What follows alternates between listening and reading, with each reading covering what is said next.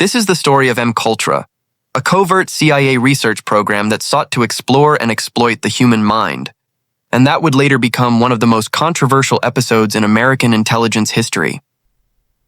In the early years of the Cold War, fear and uncertainty drove Western intelligence communities to search for any edge. Reports that Soviet bloc agencies were experimenting with mind control, combined with high-profile cases like the Korean War brainwashing of prisoners, created a sense of urgency.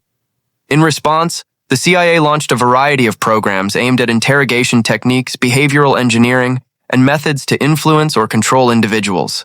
Among the most secretive and expansive of these efforts was MKULTRA, officially began in the early 1950s under the auspices of the CIA's Technical Services Division and its then director, Sidney Gottlieb. The program's stated objective was to investigate potential means of controlling human behavior and extracting information through drugs, hypnosis, sensory deprivation, isolation, verbal and nonverbal techniques, and forms of psychological pressure. Its activities were wide-ranging and often compartmentalized, with projects contracted out to universities, hospitals, prisons, and private researchers, both in the United States and abroad. A central element of MKULTRA was the use of psychoactive substances.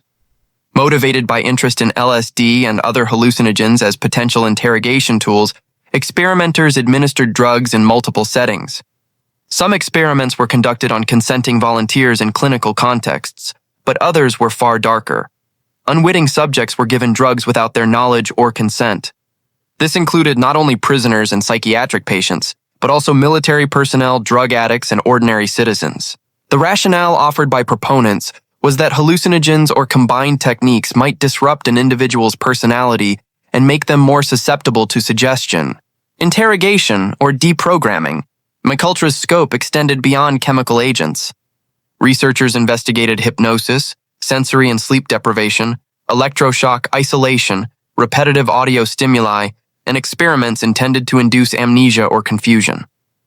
Some projects looked at the effects of radio waves and other physical stimuli. The program routinely blurred ethical boundaries. Records and later testimony revealed cases where participants suffered long-term psychological harm. In some instances, people died following experiments or under suspicious circumstances linked to MKULTRA-related activities. A notable and tragic case often associated with MKULTRA involves Dr. Frank Olson, a U.S. Army bioweapons scientist. In 1953, Olson was surreptitiously dosed with LSD by colleagues at a CIA retreat, an event that reportedly precipitated a severe psychiatric crisis. 9 days later, Olson fell to his death from a hotel window in New York City. The circumstances of his death were the subject of controversy and official investigations for decades, and his family's efforts to uncover the truth helped expose parts of MKULTRA's operations. Because MKULTRA operated under high secrecy, much of what it did was hidden behind cutouts and front organizations. The CIA funneled funds to outside institutions under false pretenses, and agency personnel sought to avoid scrutiny by keeping minimal written records. This disposal of documentation would later complicate oversight and accountability. In 1973, amid growing concern about leaks and investigations into intelligence abuses, CIA Director Richard Helms ordered the destruction of many MKULTRA files, effectively erasing large portions of the documentary trail. Despite this destruction, enough information survived to spark congressional investigations in the 1970s. Public revelations came during a broader series of probes into intelligence agency activities, including the Church Committee in the Senate and hearings by the Rockefeller Commission. Testimony and declassified documents painted a sobering picture. The CIA had pursued ethically dubious research, conducted experiments without adequate informed consent, and circumvented legal and institutional safeguards. These disclosures ignited public outrage and prompted reforms intended to strengthen oversight of intelligence activities. The legacy of MKULTRA had several dimensions. Ethically, the program became a cautionary example of how secrecy and national security prerogatives can erode basic human rights and medical ethics. Legally and politically, it led to changes in how research involving human subjects is regulated and reviewed, and to renewed emphasis on informed consent in medical and psychological experimentation. Within the intelligence community, MKULTRA's exposure contributed to tighter oversight mechanisms, clearer legal boundaries, and congressional efforts to monitor covert programs more closely. MKULTRA also generated cultural resonance. Stories of government mind control seeped into books, films, and public imagination, sometimes blown beyond what evidence supported, and sometimes rooted in genuine abuses. Conspiracy narratives sprang up around MKULTRA, mixing confirmed facts with speculation. This mixture complicated public understanding. MKULTRA was real, and it did include serious misconduct. But not every sensational allegation about mind control, monolithic plots, or omnipotent capabilities was grounded in documented evidence. Over the years, several victims and their families sought legal redress. In the 1980s, a limited number of settlements were reached with claimants who argued they had been harmed by CIA experiments. The government issued apologies in some cases and provided modest compensation to a handful of survivors.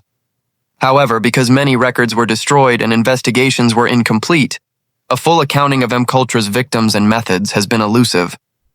When historians and investigators piece together MKULTRA, a pattern emerges, a convergence of Cold War anxiety, scientific curiosity, and institutional secrecy produced a program that prioritized results and experimentation over ethical safeguards. The program's reach into academic and medical institutions fostered collaborations that, in some cases, were unwitting and in others, complicit. The result was real harm to real people whose lives were altered in ways that were never fully acknowledged or repaired. MKULTRA's story remains important for several reasons. First, it is a reminder that ethical standards in science and medicine must be vigorously defended, especially when research intersects with national security interests.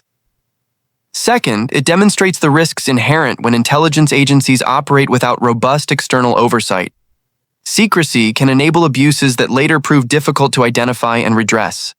Finally, it underscores a broader truth about democratic governance, that even in times of perceived existential threat, rights and ethics matter, and oversight institutions exist for a purpose. Today, MKULTRA survives in declassified memos, redacted files, and the testimonies of those who remember. Scholars continue to study the program to better understand its scope and consequences. For the public, its history is a cautionary tale. Progress or security claimed at the price of human dignity and consent is a hollow victory.